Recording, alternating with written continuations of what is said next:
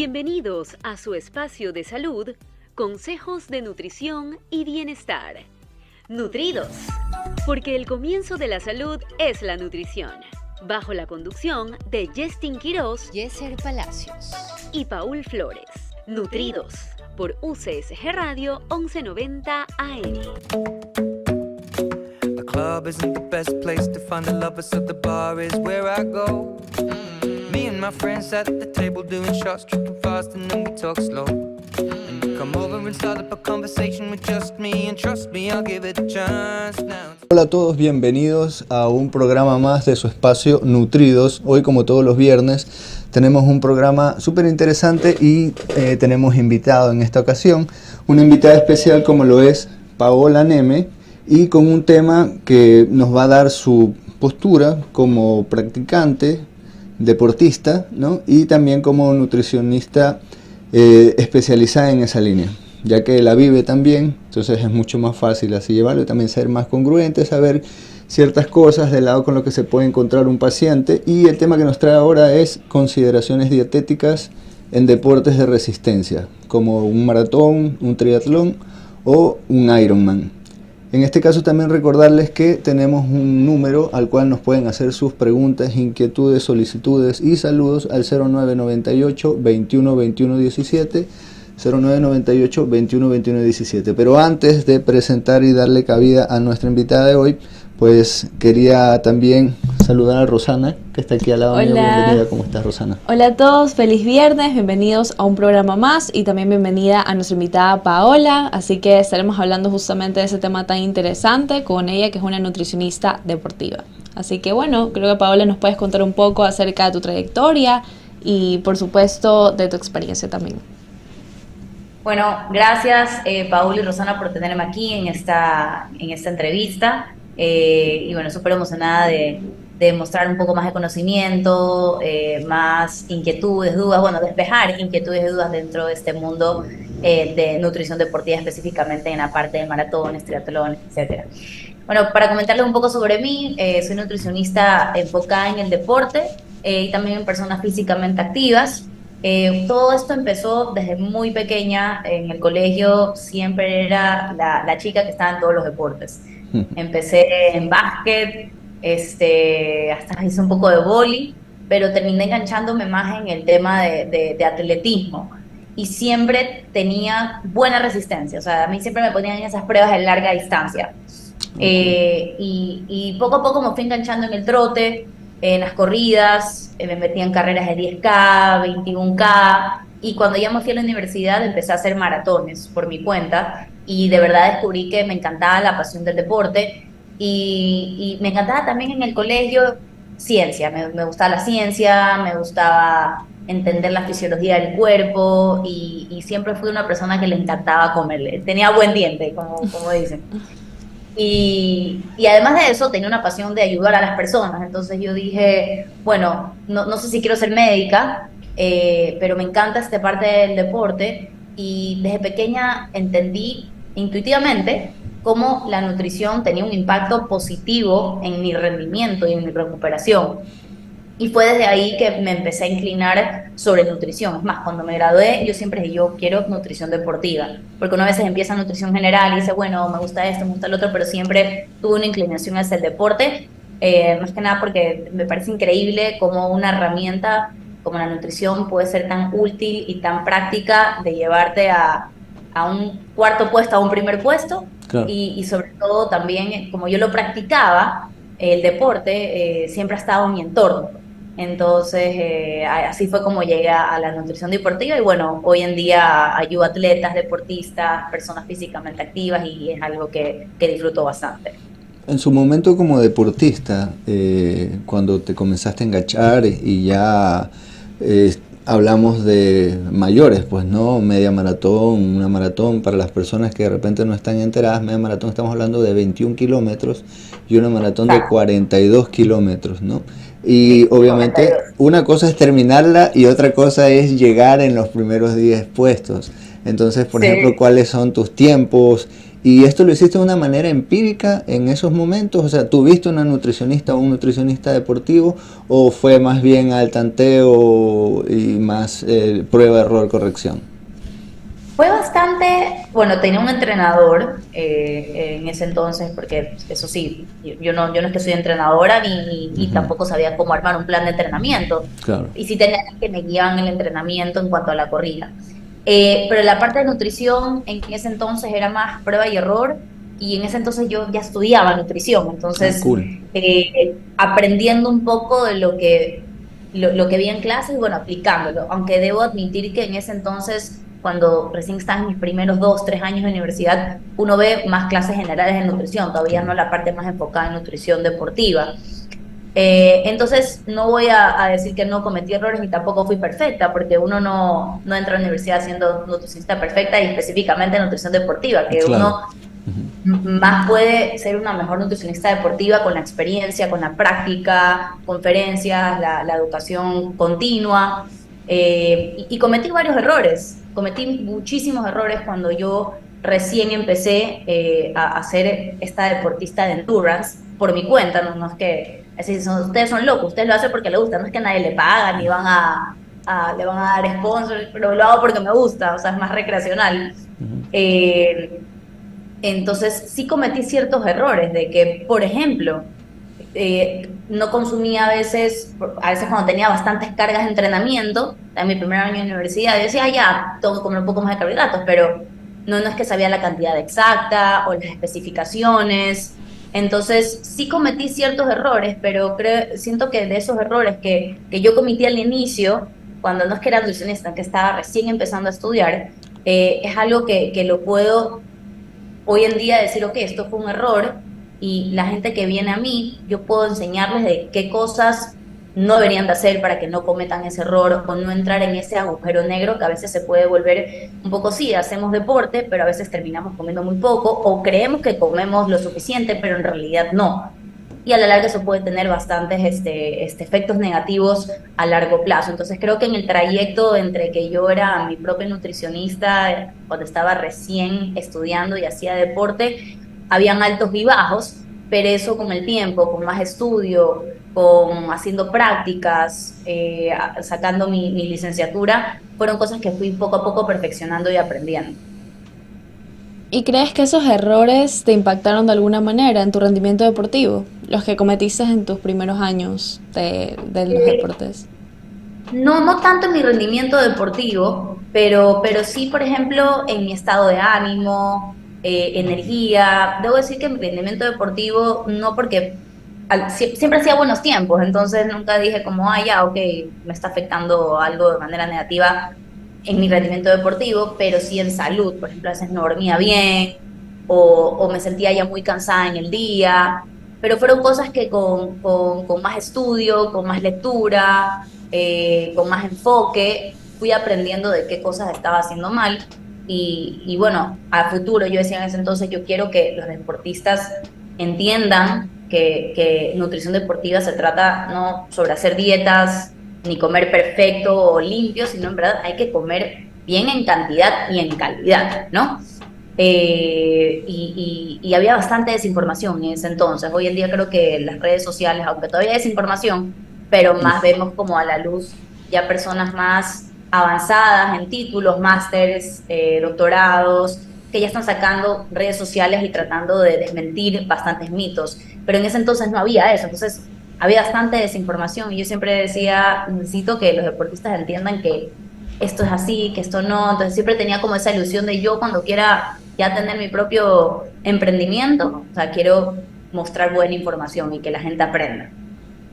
Y actualmente tú sigues todavía activa en la parte deportiva, ¿no? O sea, como amateur Sí. o ya profesional en algún momento en el nivel de tener, o sea, de vivir de ello.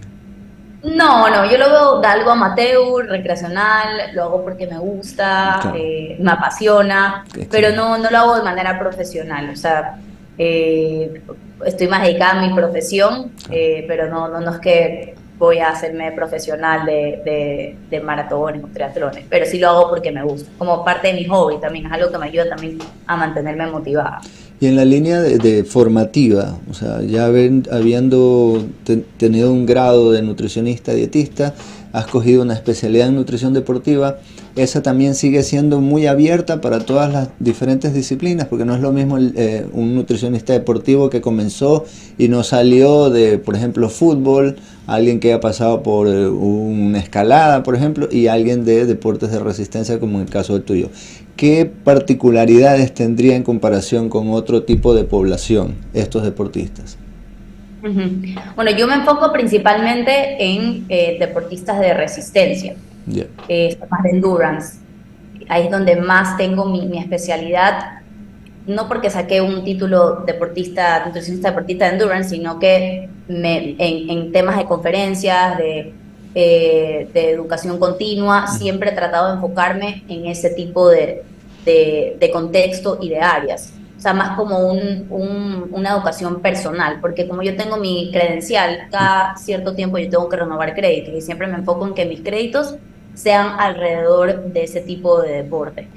Pero igual, aún así, nutrición deportiva en contextos generales, uno tiene que pasar por ciertos niveles de educación donde igual se aprende lo básico. Entonces, no quiere decir que solamente a deportistas endurance, pero también he atendido y atiendo a futbolistas, a tenistas, Claro. pero sí hay ciertas particularidades de esos deportes que es muy diferente en cuanto a deportistas de resistencia, como por ejemplo su ciclo de entrenamiento. Dependiendo del ciclo de entrenamiento puede ser con más carga o menos carga, o por ejemplo la de un nadador. Normalmente en la de un nadador las cargas de entrenamiento suelen ser mucho más altas que la de competencia, entonces ahí también cambian un poco los requerimientos nutricionales. Entonces creo yo que más allá de decir, ok, me enfoco solamente en este deporte, es que como nutricionista deportiva sí es importante que hay que aprender cuál es la fisiología del ejercicio, entender las demandas energéticas, porque si uno entiende esas partes básicas, de eso también se desemboca y se van desarrollando las diferentes pautas nutricionales. Empezando por ahí, la parte de la fisiología del ejercicio, el entrenamiento, súper importante para poder abarcar diferentes deportes. Y ya desde ahí, bueno, uno se especializa más en otro, se va enfocando más en otro. Como pero con todo. Igual así, la parte de la fisiología es importantísima. Como con todo, bases fuertes, ¿no? En este caso, vamos a hacer una pequeña pausa ahí para ir al primer corte del programa y regresamos con más del tema. Ahora volvemos con su espacio de salud, Nutridos. Descartando. Exactamente, ir viendo la fase de entrenamiento y obviamente entender cuál es el calendario de carreras del atleta. ¿Cuándo son las carreras? Si estamos hablando que a lo mejor es una carrera final de año y está empezando a tiempo con una fase de hipertrofia, perfecto, sí, claro que lo incluimos. Esa parte del calendario quería yo tocarla, pero vamos a hacer una pequeña pausa porque nos vamos a un segundo corte del programa y volvemos. Ahora volvemos con su espacio de salud, Nutridos. My hands stop and the man on the jukebox and then we start to dance and now I'm singing like girl you know I want your love was handmade for somebody like me. Come on now follow my lead, I may be crazy don't mind. Y estamos de regreso en su espacio Nutridos, hoy como todos los viernes con un tema súper interesante, en este caso las recomendaciones nutricionales en deportes de resistencia, sobre todo más enfocados en maratón, triatlón y Ironman, ¿no? Con nuestra invitada de hoy, que les recuerdo el número al que pueden hacernos sus inquietudes y saludos también, es el 0998 21 21 17. 0998 21 21 17, sus preguntas e inquietudes. Hoy en día comentando sobre nutrición en deportistas, estábamos antes del corte anterior, estábamos tocando el tema del uso de suplementos, uno de ellos la creatina, nos dejó bien claro cuándo sí, cuándo no, qué es lo que se espera y por qué en este caso no se utiliza tanto como lo podríamos ver de repente en los deportes de contacto o de donde la hipertrofia hace la diferencia, como un culturismo, ¿no? Teníamos otras inquietudes con relación a la parte del calendario, que también eso habíamos quedado al final. ¿Cuántas es importante en este caso para evitar, porque sabemos que un deportista tiene como que una fecha de caducidad en algún momento, ¿no? ¿Cuántas carreras o cuántas fechas podría tener un deportista sin llegar a haber afectado su rendimiento? Ok. Bueno, depende de qué tipo de deportista estamos hablando. Si estamos hablando de un deportista amateur, recreacional, Ujú. o si estamos hablando de un deportista élite profesional. Un deportista élite profesional puede tener carreras casi que cada mes, después de Wow. su fase de postemporada. O puede tener de 3 a 4 carreras al año. Eh, Ahora, ¿qué tanto puede hacer sin que se llegue a fatigar o lesionar? Bueno, eso va a depender bastante también si ya del deportista, si el deportista está llevando una buena recuperación y una buena alimentación. Un deportista que no se alimenta bien, no se alimenta lo suficiente y no duerme lo suficiente, tener una exigencia bastante alta de competencias, pues sí lo puede llevar a una lesión. O si ya estamos hablando de una deficiencia de energía, si es que no come lo suficiente, que es deficiencia relativa de energía en el deporte, eso puede tener efectos negativos a largo plazo también. Capaz no a corto plazo, si estamos hablando de hombres, pero sí podría tener efectos negativos a largo plazo. Ahora, en deportistas es una pregunta que es bastante depende, porque no es que hay una regla general de que si haces tantas carreras te vas a poder lesionar, porque al final del día es cómo el deportista, en este caso recreacional, se toma en serio el deporte. Si es un Claro. deportista recreacional que quiere hacer bastantes carreras al año, pero no se cuida en cuanto a alimentación y recuperación, o no hace una buena condición física, pues claramente se va a lesionar sin pensarlo, pero si es un deportista recreacional, que son responsables y toman en cuenta todos los parámetros que lo podrían ayudar en su rendimiento, su recuperación, sí podría ser más de una carrera o 2 o 3 carreras al año. Entonces, es más como las herramientas que están en tu alrededor y qué tan bien tú las manejas, dependiendo de qué tanto desgaste vas a tener en el año. Y en esa línea en particular, ¿cómo crees que ha evolucionado Ecuador como tal, o Guayaquil? Porque si te vas a veces en cuestiones de competencias, pasar de una provincia a otra, Guayas, Pichincha, Azuay, tú ves la diferencia, tanto en el aporte de una, por ejemplo, una federación deportiva y también incluso en los deportistas, ¿no? Ujú, ujú. ¿Cómo crees Sí, que bueno, estamos? la diferencia de las diferentes federaciones. Ujú. Y como tal, como Ecuador, a nivel de que, por ejemplo, ya hay deportistas de élites de esa línea aquí en Ecuador, ha habido una evolución, tú ves que hay crecimiento, se está dando más apoyo o sigue siendo los mismos y no hay más aporte, porque no todo tiene el mismo, no todo deporte tiene el mismo apoyo, como en el caso del fútbol, si lo comparamos con el resto, pues no. Sí, sí, totalmente. Creo que hay un poco más de conocimiento en cuanto a redes sociales y personas un poco más instruidas en el tema que están tratando de hacer un impacto positivo a nivel sociedad, pero aporte como tal de que hayas apoyo comparando con otros países, creo que todavía estamos verdes. Todavía no hay ese apoyo que se ve en otros países en cuanto a federaciones o equipos de fútbol. Estamos un poco bajos en ese sentido. Pero comparándolo con años, cuando yo recién llegué acá a Ecuador, que era 2018, 2019, sí hay más conocimiento, o sea, hay más enfoque de que la nutrición deportiva es importante para rendimiento. Antes era, ok, nutrición para dieta o nutrición solamente para bajar de peso, Claro, pero ahora ya hay más ese mensaje de que, ok, ¿quieres mejorar tu rendimiento? La nutrición es sumamente importante. performance. Pero en cuanto de aporte del país como tal a sus deportistas, todavía hace falta un poquito más como en la estructura, la logística, tema económico también. Y lo que se ha dado ha sido más por la parte particular, pues, ¿no? Como por Ujú. ejemplo Claro. el caso de Chito Vera, ¿no? Pues ahí no Ah, sí, entra exacto. nada como tal país, sino más bien como ya una cuestión de cultura. Sí, total. Exactamente, y esa es la gran Autogestión. diferencia porque yo trabajo con los dos deportes, deportes en equipo y deportes individuales, como un triatleta. Y en los deportes en equipos es un poco más, no quiero decir que es difícil, pero tratar de como impulsar eso en Total. nutrición deportiva es como que tienes al doctor, al fisioterapeuta, tienes a más gente arriba tuyo y tú estás acá abajo. Entonces, a veces que te Claro. escuchen la voz es un poco más difícil. más que nada en el fútbol, y no solamente es una realidad aquí en Ecuador, también en algunos otros En otros países, pero países. en los otros países ya se está cambiando un poco más esa cultura, y aquí todavía nos hace falta más eso, o sea, darle más esa importancia a ser nutricionista deportivo en ese tema de cancha, en ese tema de fútbol específicamente. Y te quería hacer una pregunta, Paula. ¿Consideras que hay algún tipo de entrenamiento que se pueda realizar en ayunas o si tiene algunos beneficios? Ejercicio en ayunas lo puedes realizar cuando un entrenamiento no es intenso Claro. o un entrenamiento no es de larga duración.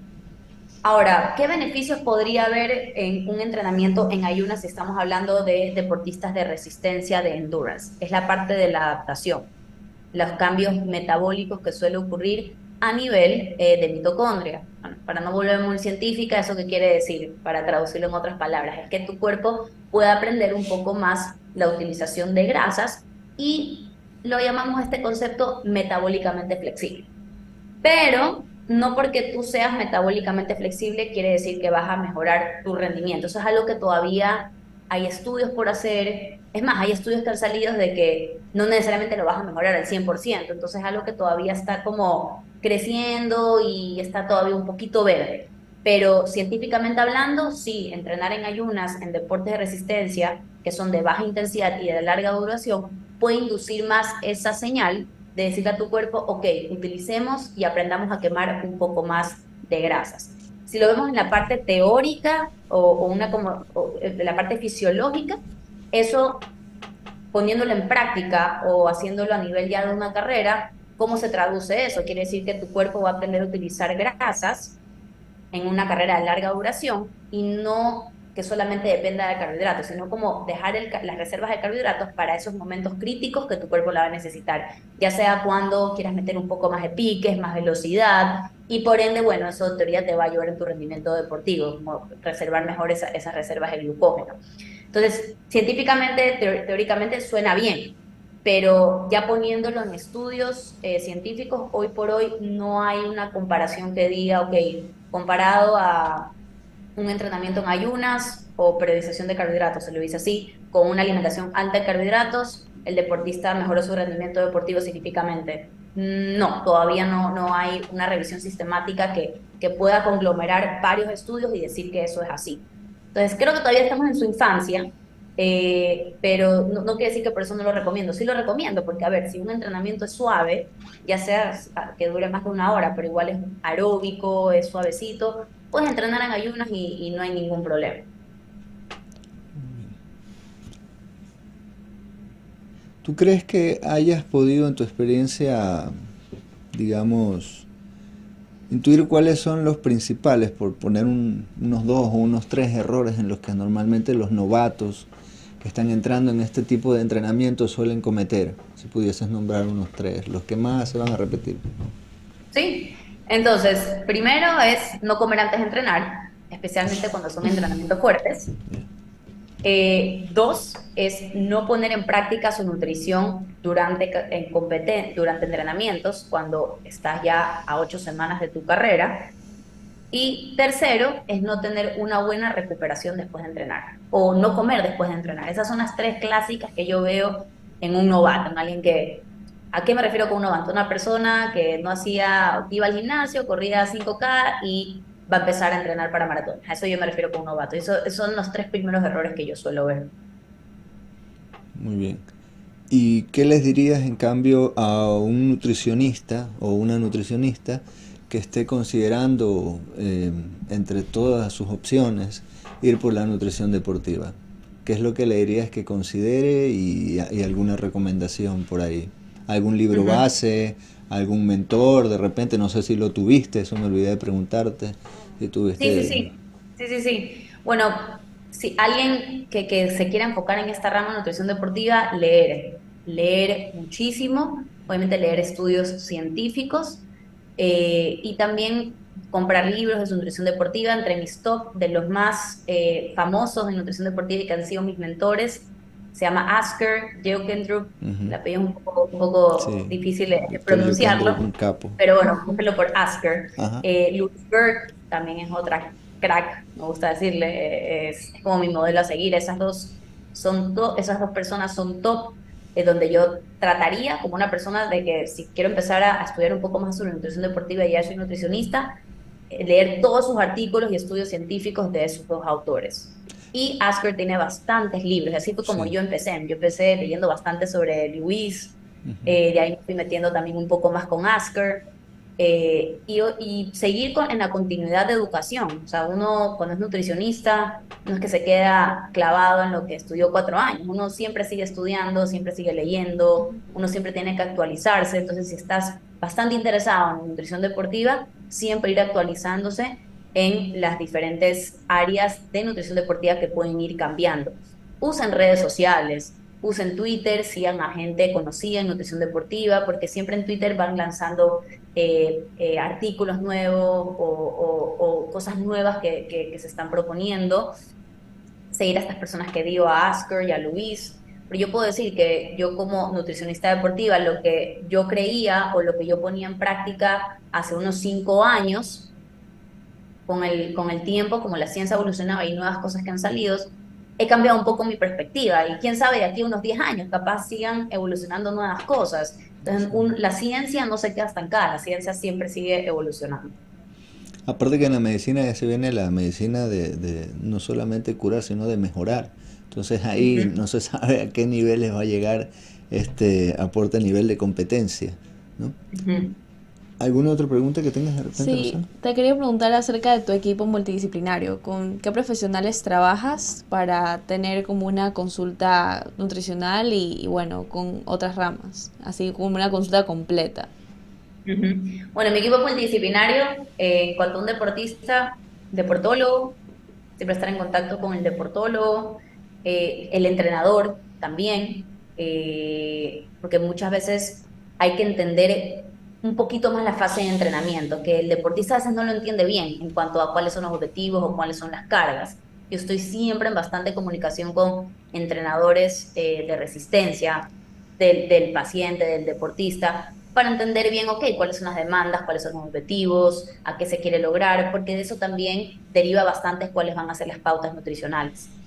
Fisioterapeuta es otro, y bueno, dependiendo de los casos particulares, puede ser también una psicóloga deportiva, si estamos hablando de deportistas que están pasando por un problema alimenticio o un desorden alimenticio.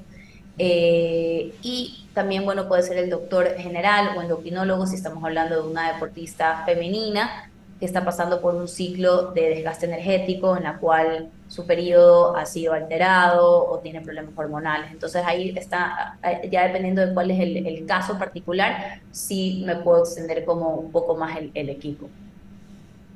Esa parte psicológica que tocabas tú anteriormente también es importante porque no es lo mismo todo el entrenamiento bajo el estrés convencional al estrés ya de una competencia, y también depende del peso de la competencia. No es lo mismo algo provincial que el estrés de pasar tus primeras olimpiadas, por poner algo ya Ujú. más radical, pues, ¿no?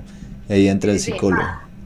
El psicólogo deportivo me parece un área súper buena, súper interesante, súper importante y que aquí en Ecuador todavía no se le da tanta importancia. No, son Eh, poquísimos. Claro, sí, Poquísimos. y creo que es una rama también, es es una necesario. herramienta que te puede llegar al éxito y necesitamos más como ese tipo de profesionales acá, pero sobre todo que transmitan ese mensaje de que esto es importante para un deportista. Muy bien, vamos a dejar ahí antes de comenzar a ya resumir todo, porque nos vamos al último corte del programa y volvemos con el final del mismo. Sí, bueno. Ahora volvemos con su espacio de salud, Nutridos. Come on now, follow my lead. I may be crazy, don't mind. Bueno, ahora sí, vamos ya a la última parte del programa y justamente vamos a ir un poco a las conclusiones, a las recomendaciones. Queremos hablar un poco sobre la recomendación de líquidos y queríamos preguntarte acerca de eso, Paola. Ujú. De recomendación de líquidos en cuanto a lo que es hidratación. Exacto, sí. Entonces, la hidratación o la cantidad de líquidos exactas que un deportista va a necesitar depende de cada deportista. Es decir, qué tanto líquido uno está perdiendo en el entrenamiento.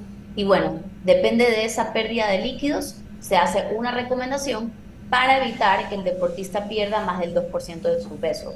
¿Por qué más del 2% de su peso? Porque se ha demostrado que cuando se pierde más del 2% del peso, especialmente en climas calurosos y extremos, Ujú. sí Como afecta aquí. el rendimiento, como aquí, exacto, sí afecta el rendimiento deportivo. Se puede llegar es aceptable llegar a perder más del 3%, pero eso es cuando estamos hablando de climas más fríos. Pero ya en climas Ok. extremos, ya más de 2 sí se ven efectos negativos. Entonces, la recomendación de líquidos, por eso no me gusta decir, esta es la Un cantidad número de líquidos específico, que todos claro. necesitan, Ujú. porque también depende bastante de la estatura, el peso y el género del paciente. Eh, los hombres tienden a sudar o perder más líquidos que las mujeres, ¿ok? ¿Y por qué es eso? Son un poco más pesados, tienen musculatura y pierden un poco más de líquidos. También personas más pesadas, más altas, pierden más líquidos que una mujer o una persona más baja y de menos peso. Entonces, si establecemos una cantidad fija para todo el mundo, no estamos tomando en cuenta la personalización y la parte específica de cada persona. Entonces, ¿qué es una recomendación que yo les podría decir como para Algo aquellos general, que... claro, sí. Algo general. Entonces, yo te diría, primero, pesarte antes y después entrenar, ¿ok? Si ves que tu pérdida de peso antes y después de entrenar es más del 2% de tu peso, entonces quiere decir que no te estás hidratando correctamente. Entonces tienes que hacer como un poco de recapitulación, ok, ¿cuánto tomé yo en ese entrenamiento? Tomé solamente 300 mililitros, capaz eso no es suficiente para mí y le subes un poco más. Entonces ir como haciendo prueba y error, ir subiendo un poco más la cantidad de líquidos hasta que tú veas que tu diferencia entre el antes y después ya no sea más del 2%. ¿Ok? Eso en Perfecto. cuanto a lo que es la hidratación durante. Y como una recomendación general, si es que eres una persona que entrena más de una hora en un clima muy caluroso y extremo, tratar de que tu hidratación sea cada 10 minutos. Un sorbito, ir tomando algo, porque igual tampoco quiere decir que, ah, ya, me peso antes y después y ahí veo cuánto pierdo y no tomo nada durante, no. O sea, si vas a entrenar más de una hora y estás en un clima súper caluroso, te trata que por lo menos cada 10 minutos y tomando un sorbo de agua. Y después de eso, ver cómo está tu diferencia de peso. Si aún así, con cada 10 minutos, no, tu pérdida de peso es más del 2%, que eso puede ocurrir en personas que estén entrenando fuerte o que sean más pesadas o más peso. Una persona más pesada suba más que una persona más liviana. Entonces necesitas a lo mejor tomar ese sorbo, tomarlo un poco más grande. O sea, cada 10 minutos, pero si te tomabas un sorbito, que sea un sorbo mucho más grande. La otra recomendación que yo te diría, porque cuando hablamos de hidratación hay hidratación durante y hay rehidratación, que son dos conceptos distintos. Entonces, por lo general, la rehidratación también depende de cuál fue tu pérdida de peso entre antes y después. Por lo general es casi como entre restaurar el 25 el 50% tu pérdida de líquido. Entonces, si tú perdiste, por ejemplo, un kilo, ¿ok? Tratar de reponer entre 1 a 1,5 litros de agua por cada kilo que has perdido. Y eso, esa cantidad de agua que es en tu rehidratación, que la vas a tomar a los 30 minutos, porque si, ¿qué pasa si tienes que tomar 2 litros? No, pues en 30 minutos es demasiado de golpe. Lo vas dividiendo y extendiendo. Por lo general que sean dentro de las 4 primeras horas después de entrenar, tratar de tener esa fase de rehidratación. Ahora puede ser que a lo mejor no perdiste nada de peso porque fue un entrenamiento suave, no duró mucho, no hizo mucho calor y no tienes que meterle tanto énfasis. Pero igual durante el día sí ir tomando algo de agua. Esa parte de rehidratación se vuelve un poco más exigente o más importante ya cuando estamos hablando de entrenamientos más extendidos, en climas más calurosos, más exigentes y donde hubo una pérdida de peso un poco más significativa. Y eso que estás hablando de agua en este momento, no, no estamos hablando de bebidas rehidratantes, ¿no? Se ha demostrado que una bebida, o sea, podemos incluir rehidratantes, pero si tenemos en esa fase de hidratación agua y tenemos a nuestra disposición, nuestro alcance, snacks o tenemos comida que ya tiene electrolitos, sodio, vamos a poder retener esa cantidad de agua. Ok. Ahora, si estamos hablando de que dentro de esas horas después de entrenar no hay nada, solamente agua, entonces sí capaz meter un rehidratante, porque si solamente por las primeras 4 horas solamente es a punta de agua, vas a perder todo el líquido que estás consumiendo. Ok, muy bien. Eso con la parte de los líquidos. En cambio, si quisiéramos ya unos segundos, la parte de vitaminas, minerales y fibra, frutas, vegetales, timing, tiempos de comida. En tiempos de comida, bueno, si estamos hablando de fibra, tratar de que la fibra esté en nuestras comidas principales, ¿ok? O sea, desayuno, almuerzo, cena, carbohidratos de calidad, pero sí súper importante es que antes de entrenar, especialmente si vamos a comer a la hora o 30 minutos antes de un entrenamiento o de una competencia, ahí por lo general no queremos fibra, porque sí nos puede caer pesado el estómago, obviamente toma un poco más de tiempo en digerir, entonces ahí es el momento donde no queremos fibra, sino más bien después del entrenamiento y bueno, Ay, nuestras sí. comidas principales que están un poco más lejos del entrenamiento para que no sentir esa pesadez. Frutas, o sea, mientras más variedad, mejor. Las frutas podemos consumirlas en cualquier momento del día. A mí me encanta recomendarlo como un pre-workout. Cuando a mí me viene y me dicen, no, que este suplemento pre-workout, no. Come fruta antes de entrenar, es una fuente de energía súper, o sea, primero que todo, Inmediata, te da claro. los carbohidratos que necesitas, te da vitaminas y te da minerales, y además es un aporte bueno para tu salud, porque a la larga no solamente pensamos en un deportista rendimiento, sino deportista en su longevidad, o sea, en su salud, o sea, queremos que igual se nutra bien, no solamente Claro. comer en cantidad y listo, sino sí, o sea, en cantidad, pero también que tenga alimentos de calidad para su salud. Bien. El aporte de proteínas, ¿alguna recomendación por encima, un tope? Como un rango, sí. Un mínimo de 20 gramos de proteína post-entrenamiento. Mínimo. O sea, como Ah, mínimo. pues Ajá. entrenamiento. Esto puede llegar a ser un poco más alto si estamos hablando de deportistas, a lo mejor un poco más de pesas, que entrenan bastantes o sea, diferentes grupos musculares. Ahí sí podemos estar hablando que hasta 30 o 40 gramos, pero ya depende si estamos hablando de esas personas más musculosas, más pesadas y que tuvieron un entrenamiento donde trabajaron diferentes grupos musculares y no solamente uno. Ahí sí se recomienda un poquito más. Pero ya para hablar un poco más específico de la persona, como para tener un número general, es recomendable entre 0.25 a 0.3 gramos de proteína por kilogramo de peso. Después del entrenamiento. Ajá, exactamente, y en cada comida. Mm. Entonces una persona, por ejemplo, que pesa que unos 60 kilos, estamos hablando de que por lo menos mínimo unos 20 gramos de proteína. O sea, eso es un número como para llegar a saber cuál es tu mínimo en cada comida y no pasar por debajo de eso.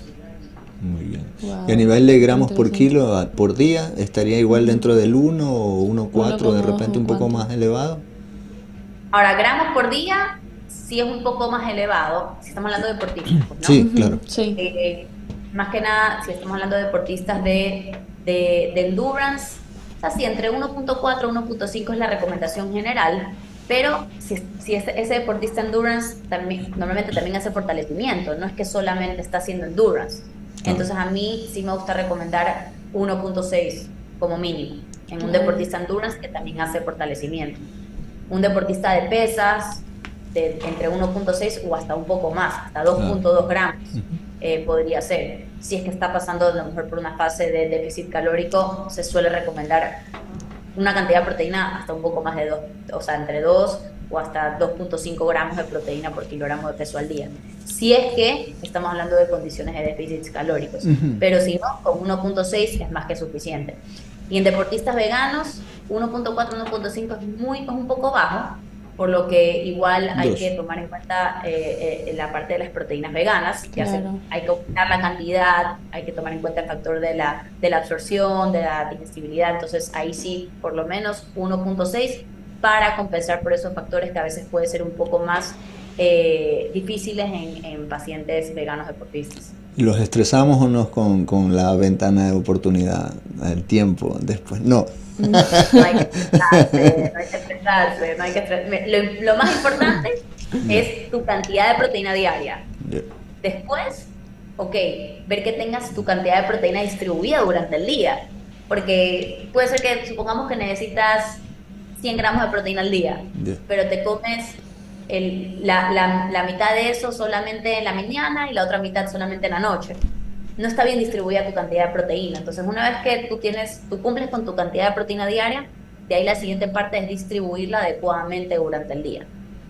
O la clásica, tenemos poca proteína en el desayuno, en el almuerzo no tenemos tanto, pero tenemos bastante en la cena. Entonces ahí vemos que no hay una distribución equitativa. Entonces Claro, tratar pues. de distribuirlo Claro. bien. Pero primero, De manera súper balanceada. importante es tener tu cantidad de proteína diaria adecuada. Por cuestiones de eficiencia también. Y como mismo Ajá. dice el doctor Asker Yukendrup, no sé siempre si lo estoy nombrando bien el apellido porque es medio difícil, Sí, este, yo que de, de entrenar ese intestino también, ¿no?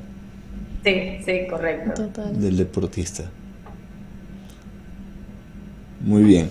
Y con la parte de, bueno, ya habiendo tocado y ya para finalizar un poco el programa, ya tocamos la parte de líquidos, entre hidratación y rehidratación, dejando clara la diferencia entre las dos, el manejo de antioxidantes, vitaminas, minerales y fibras, obviamente, de que mientras más cercano a esa comida a la hora de entrenamiento, pues más baja o nula en fibra sería lo ideal, ya dejarlo para el post, ahí sí.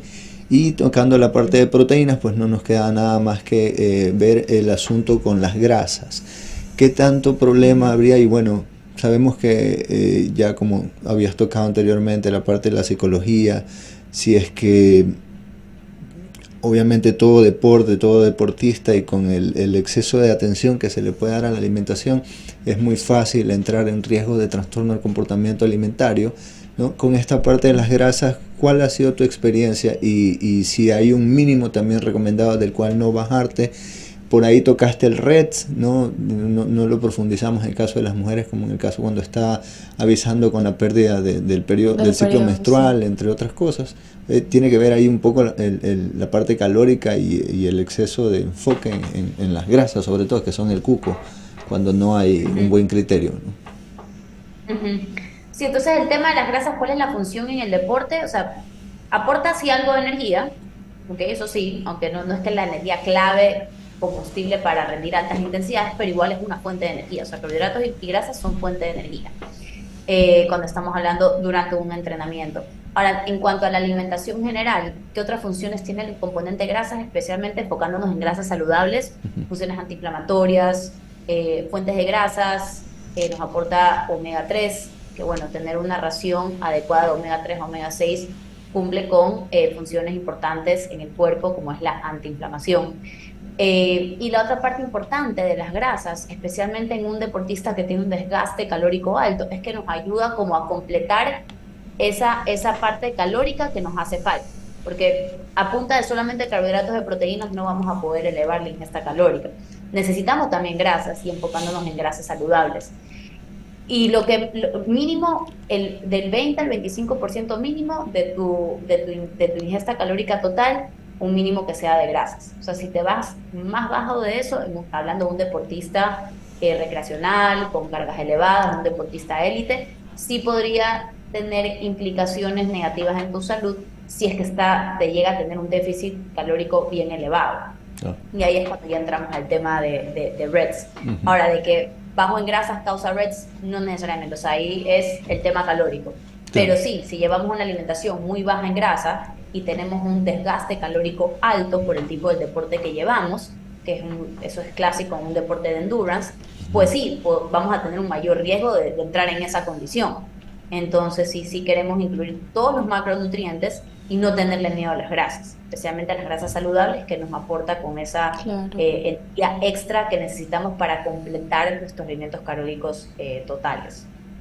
Entonces evitar caer con todo también bajo en grasa, ¿no? Con la parte de los lácteos, porque también requieren su parte, y con los cortes de proteína animal. Ahí iría un buen aporte. Y bueno, como siempre, apoyarnos con el siempre infaltable AOVE, el aceite de oliva, ¿no? Y las fuentes de los frutos secos y demás.